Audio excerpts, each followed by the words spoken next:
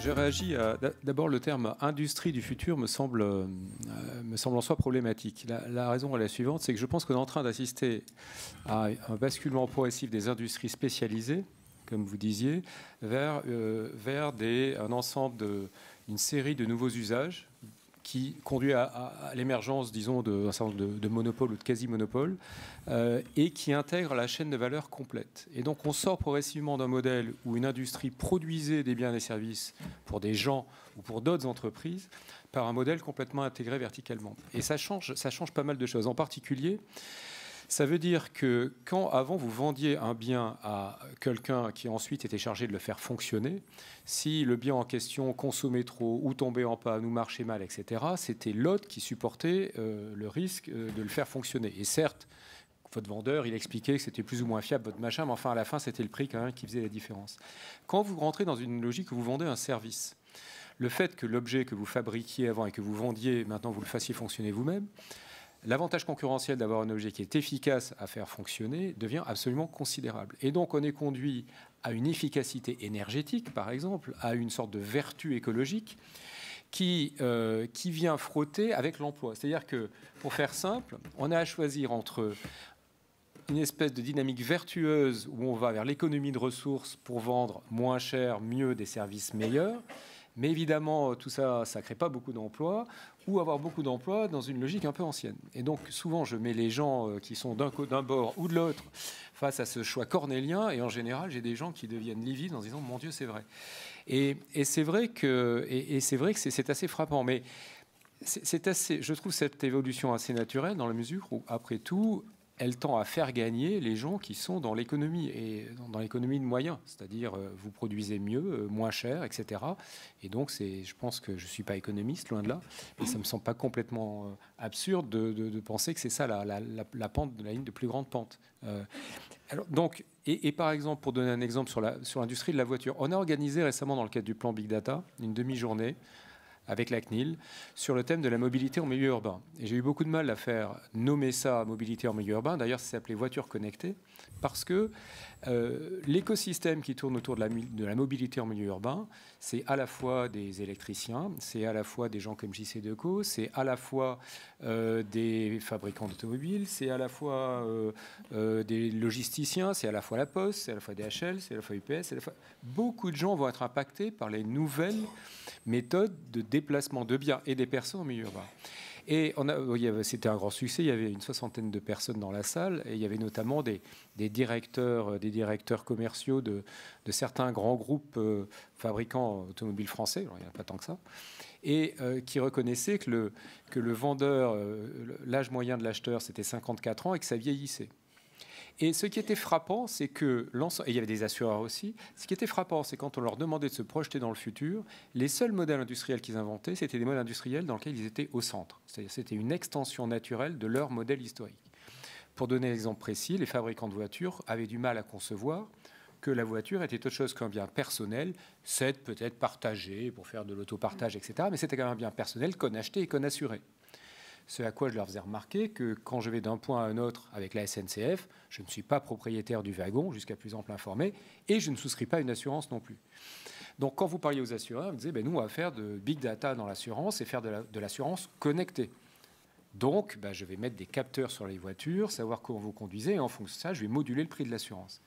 Mais absolument personne n'était dans une logique de dire c'est Google ou Uber ou les deux demain, parce que Uber vient de faire un deal avec Carnegie Mellon University qui s'occupe de faire tout ce qui est logiciel pour les robots, les rovers martiens, etc., justement dans la logique de faire des véhicules à conduite autonome. Google, comme vous le savez, le fait aussi, et il se murmure depuis quelques jours qu'Apple serait aussi sur le coup.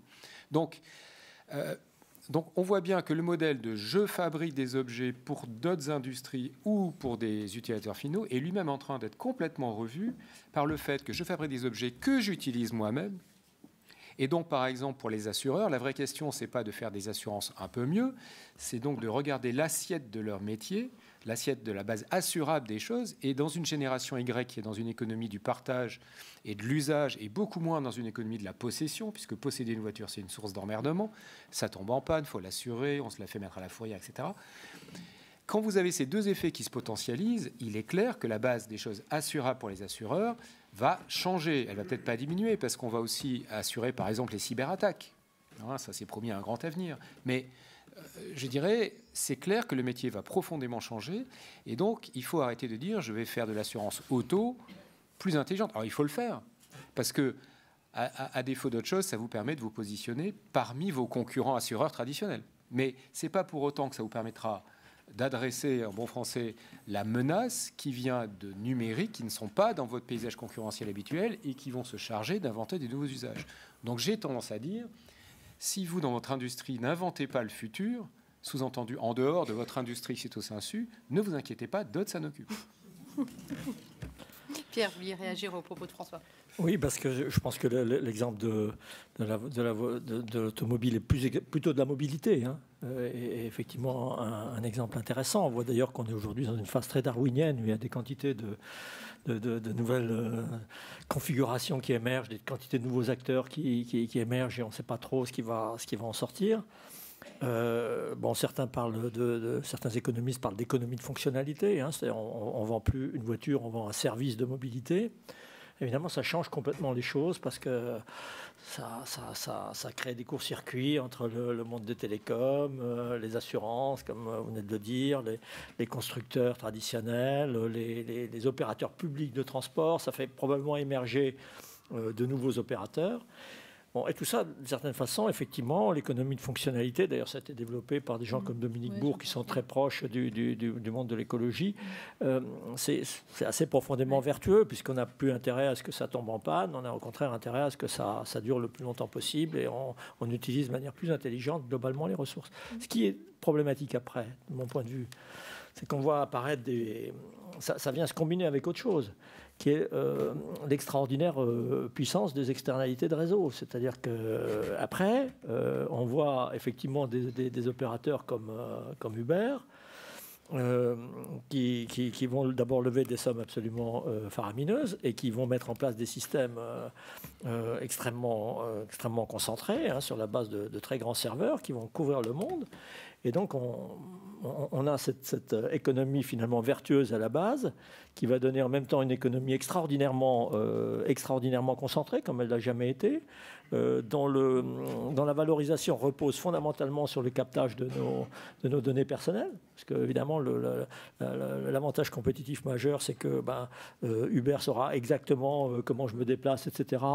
Et donc, par le big data, comme Amazon le fait aujourd'hui. Et ça m'agace toujours, moi, quand Amazon m'indique les bouquins que j'ai effectivement envie d'acheter. Je trouve ça un peu difficile à supporter. Ou lu, peut-être. Ou déjà lu, mais enfin, parfois, ils m'en font découvrir de nouveau. Et alors, on a cette énorme concentration, parce que les externalités de réseau sont ravageuses, Et après, quelle place reste? Donc, ça fait quand même des monopoles incroyablement puissants. Et quelle place reste là-dedans pour...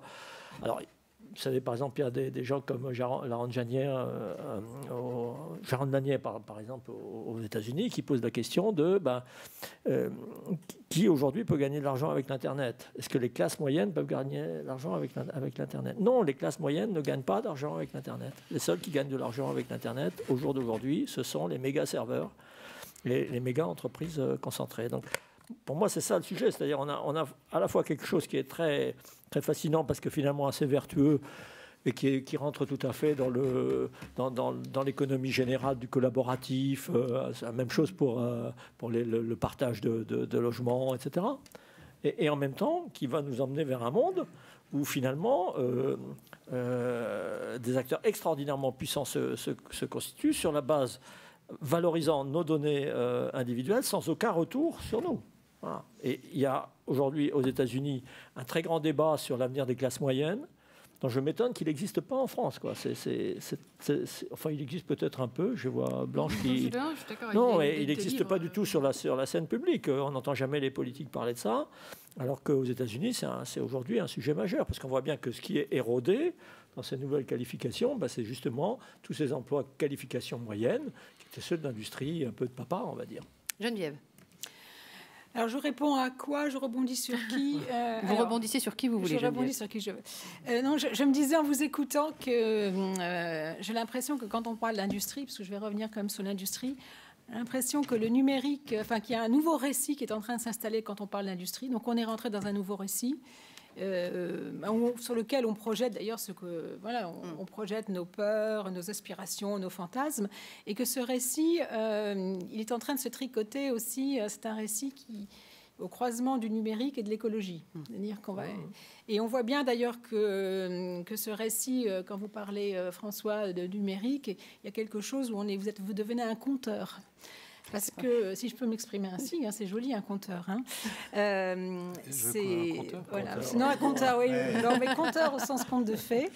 Et je me dis que c'est parce que ce qui nous attend est complètement inédit. Donc là, pour le coup, on est dans une accélération des connaissances, des technologies, avec encore une accélération en termes de démographie. On est encore dans un rythme d'accélération. Et vous pouvez parler des classes moyennes, mais c'est tout à fait juste. Donc, comment est-ce que l'on va s'occuper de cette humanité qui va atteindre 10 milliards à l'horizon, entre 9 et 10 milliards à l'horizon 2050 ? Et est-ce que l'on donne, de façon très prosaïque, un travail ? Est-ce qu'on donne à manger ? Est-ce qu'on donne une dignité à chacun des êtres humains ? Et est-ce que le numérique, là-dedans, participe de ce récit ? Est-ce que l'écologie, qui se rapporte à des termes d'acceptabilité, de prendre chacun sa juste place sur Terre, est-ce que ça participe aussi de ce récit ? Mais là, je pense qu'on est tous des conteurs parce qu'on n'en a strictement aucune idée. Mais ce récit-là, on a envie de l'écouter. Moi, je me rends compte à quel point, même moi, quand les aventures de Tesla, les sondes sur Mars, et quand je vois les pauvres taxis G7 avec Uber, je me dis, oh là là, je pense qu'ils vont avoir du souci à se faire. Bon, et peut-être d'ailleurs qu'un jour, ça n'a rien à voir avec le sujet de l'industrie, mais peut-être qu'un jour, on va payer pour se faire transporté dans un bon vieux taxi parisien avec Kiki le chien devant qui perd ses poils et un conducteur qui va nous mettre RMC dans les oreilles. Et peut-être parce que ça, on aura envie de le revivre, parce qu'on sera dans un monde aseptisé avec... Bon, voilà. Alors, je vous tiens, racontez-nous l'histoire de l'écologie industrielle, parce qu'on n'a pas pu vraiment encore définir ce qu'était l'écologie industrielle. Alors, c'est aussi un récit, peut-être, l'écologie industrielle, si on est parfaitement honnête. Donc, l'écologie industrielle, ça part du principe, finalement, que on a peut-être été dans un modèle économique... je dirais pas le mot prédateur, mais peut-être un petit peu paresseux, c'est-à-dire qu'avec les ressources, on prélève, on transforme. Alors, on essaye bien sûr de faire de la productivité, parce que la productivité, c'est de l'argent, donc je dis pas qu'on fait n'importe quoi, mais enfin, on prélève, on transforme et on jette, et on a l'impression qu'on est dans un monde de ressources infinies et une production de déchets infinis. Et finalement, l'écologie industrielle, c'est une idée de boucler, c'est un peu un rêve d'alchimiste, de se dire rien ne se perd, tout se transforme. Est-ce que l'on ne pourrait pas rentrer dans un système, dans une approche de métabolisme ?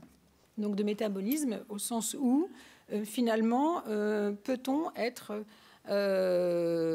assez intelligent, sortir tous par le haut et se dire soyons dans la mutualisation, la collaboration, la coopération entre acteurs industriels dans un écosystème territorial donné, se dire que pouvons-nous partager nos flux de matière, nos flux d'énergie, est-ce que l'eau, l'énergie, les déchets, mais aussi l'information, la logistique, les aires de stockage, et donc ton déchet devient ma ressource, ce qui suppose quand même, alors là on rentre dans une complexité, mais d'autres l'ont fait, la France est un petit peu en retard, mais d'autres ont réussi à le faire.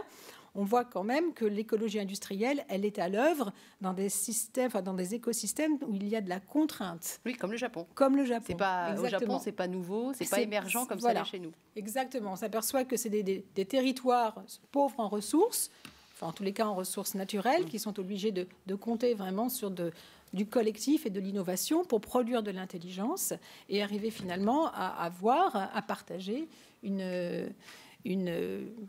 un métabolisme commun, donc c'est le mot d'écologie industrielle. Japon versus États-Unis, qui eux ont de l'espace. Alors versus États-Unis, effectivement, où bien qu'il existe des écoparcs d'écologie industrielle, vous avez parfaitement raison. Aux États-Unis, on a de l'espace, on a de la ressource, et donc on avance. On est plutôt dans une économie extensive. Si je puis dire. Quand vous dites sortir par le haut et créer des écoparcs, vous êtes allé au Danemark, c'est ça, pour en voir un. Vous nous racontez à quoi ça ressemble? Alors, en fait, un écoparc, alors il en existe un peu en France, mais au Danemark, c'est un des plus anciens, celui que si vous êtes passé, si vous vous intéressez à l'écologie industrielle, vous n'avez pas pu rater ou couper Kalundborg, voilà, l'écoparc de Kalundborg, donc au nord-ouest du Danemark. Eh bien, l'écoparc de Kalundborg, qui est né juste après le premier choc pétrolier, c'est assez intéressant de voir qu'ils étaient 3 ou 4. Il y avait un chimiste, enfin, il y avait un pharmacien. Les gens connaissent ou pas l'écoparc? Je pense que vous connaissez Kalundborg. Vous connaissez ou pas? Qui connaît? Oui, je savais. Il y en a quand même quelques-uns. Il y a une dizaine. Il y en a. Voilà. Mais ce qui est intéressant, c'est qu'il n'y a pas eu de réglementation pour les obliger à coopérer. Oui, ils sont pris par la main. Ils se sont pris par la main, exactement. Ils se sont pris par la main et ils se sont dit, tiens, toi, tu produis de la chaleur, ça m'intéresse. Moi, j'ai tel sous-produit qui peut rentrer dans ton cycle de fabrication. Et si on se posait sur la question des eaux usées, etc. Et on s'aperçoit qu'ils se sont mis à inventer un métabolisme industriel. Voilà. Et cet exemple, il est parfois donné en long, en large, à étudier, mais on peut le reproduire, ce qui suppose quand même, sans vouloir déflorer le sujet trop rapidement et faire retomber le soufflet, il y a des freins substantiels à l'écologie industrielle. C'est seulement une solidarité entre les acteurs, parce qu'on est dans une chaîne d'intégration qui est si ton déchet est ma ressource, il ne faut pas que tu sois défaillant et inversement. Ça demande aussi au passage un partage d'informations.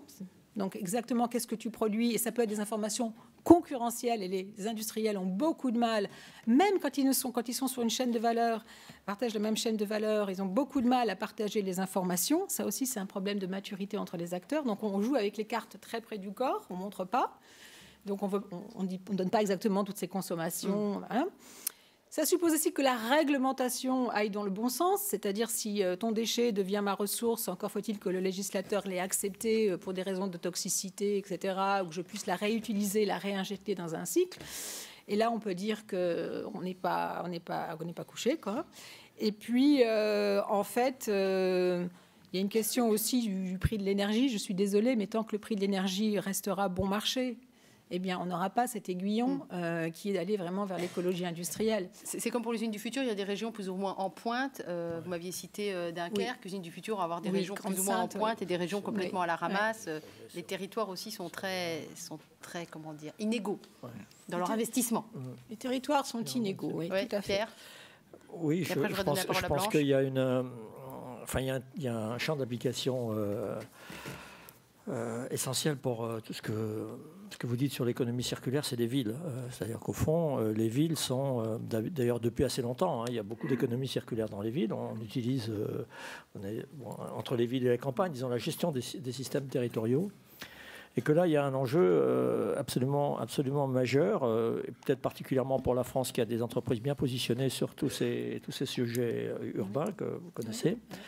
On pourrait dire qu'au fond, on a eu des systèmes industriels qui ont tendance à s'interconnecter. On a des grands systèmes de la chimie, on a des grands systèmes de l'informatique. Aujourd'hui, ils se nouent les uns avec les autres. Et on pourrait dire aussi que les villes deviennent des espèces de grandes machines industrielles. Il y a une réflexion spécifique à avoir sur les villes qui deviennent de plus en plus non plus une collection d'infrastructures juxtaposées, qui sont gérées de plus en plus investies chacune par de la gestion avec des capteurs, etc. Donc une gestion plus intelligente de chaque secteur d'activité, mais on va vers une forme d'intégration qui fait qu'à mon avis, un des objets industriels majeurs du futur, c'est tout simplement nos villes. Et d'ailleurs, les sujets, c'est pas par hasard si on voit émerger des sujets comme la mobilité au cœur de ce type de réflexion. Absolument. Et ce serait intéressant de dire, dans l'industrie de notre avenir, il y a aussi les villes. Il faut qui est en général traité par un ensemble de gens qui sont complètement différents et qui sont un peu sur une autre planète que ceux qui sont, je pense, aujourd'hui un peu dans cette salle.